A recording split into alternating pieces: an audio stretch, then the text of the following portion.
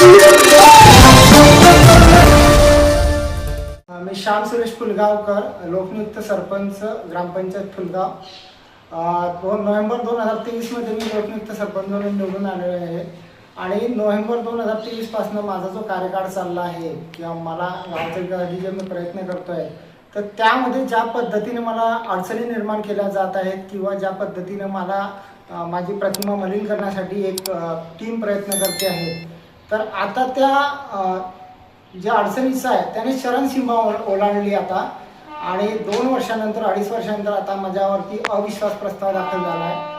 तर मला ज्या 2 वर्षामध्ये जो त्रास सहन करावा लागला किंवा ग्रामविकासासाठी ज्या बाधा पोहोचल्या त्या सर्वसामान्य जनतेपर्यंत आणि प्रशासनापर्यंत पोहोचल्या पाहिजे आणि लोकांना सत्य काय ते समजलं पाहिजे, म्हणून मी आता ह्या प्रेस कॉन्फरन्सच्या माध्यमातून, पत्रकार परिषदेच्या माध्यमातून तुमच्या समोर आलो आहे आणि मी तुमच्या माध्यमातून हे सर्वांपर्यंत पोहोचवण्यासाठी प्रयत्न करेन. जेव्हा मी लोकनियुक्त सरपंच झालो तेव्हा माझ्या गावाची अवस्था अशी होती की माझ्या गावात 15-20 दिवस पाणी मिळायचं नाही लोकांना. अक्षरशः महिला पुरुष टँकरने पाणी आणायचे किंवा डोक्यावरती हंडे घेऊन पाणी आणायचे. आणि मी लोकनियुक्त सरपंच झाल्यानंतर मी जानेवारी 1 ठराव केला आणि गावामध्ये पाण्याची समस्या कायमस्वरूपी मी संपुष्टात आणली. आज माझं गाव हे पाण्याला संपूर्ण आहे आणि कितीही पाण्याचा मोठा भीषण प्रॉब्लेम तयार झाला तर 48 तासामध्ये आम्ही सॉल्व्ह करण्याचा प्रयत्न करतो आणि लोकांना टँकरमुक्त ठेवतोय.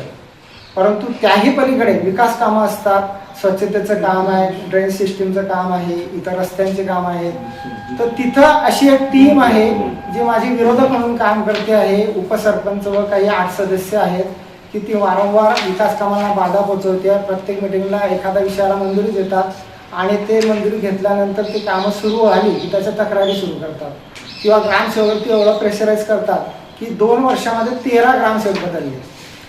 आणि विकासाचा रथ जो असतो तो ग्रामपंचायत अधिकारी सरपंच हे दोघं त्या विकासाच्या रथाची चाकं असतात. त्यातलं एक चाक जर वारंवार निखळत राहिलं, वारंवार ते बदलत राहिलं, ते विकास कामं हे कधीच पूर्ण होणार नाही. आणि विरोधकांचं ते टार्गेट आहे की इथं ग्रामपंचायत अधिकारी यांना टार्गेट करायचं, विकास कामं थांबवायची आणि सरपंचाला मलिन करायचं. 1-2-2.5 वर्षापासून हाच प्रयत्न आहे. अक्षरशः प्रशासनाकडे दाद मागून माझ्याकडे एवढा मोठा तक्रारीचा बंच तयार झालेला आहे. गावाची दुरवस्था अशी झाली की आज झालीचं साम्राज्य आहे. फेब्रुवारी 2026 पासून 3 मासिक मिटिंगा तहकूब झाल्या कंटिन्यू. एक पहिली मिटिंग तहकूब करायची, मग दुसऱ्या मिटिंगला वाद घालायचा, तिला स्थगित करायची. आज 3 महिन्यापासून वारंवार मिटिंग तहकूब झाल्यामुळे विकास कामं सगळे प्रलंबित झाले आहे.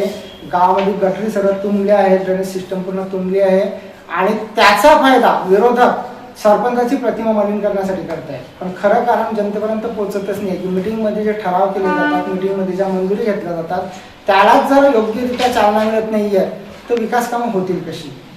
आणि मग माझ्यावरती अविश्वास दाखल करण्यासाठी उपसरपंच एक 8 सदस्यांची टीम आहे जे वारंवार गावाचा विकास थांबवण्यासाठी प्रयत्नशील आहे.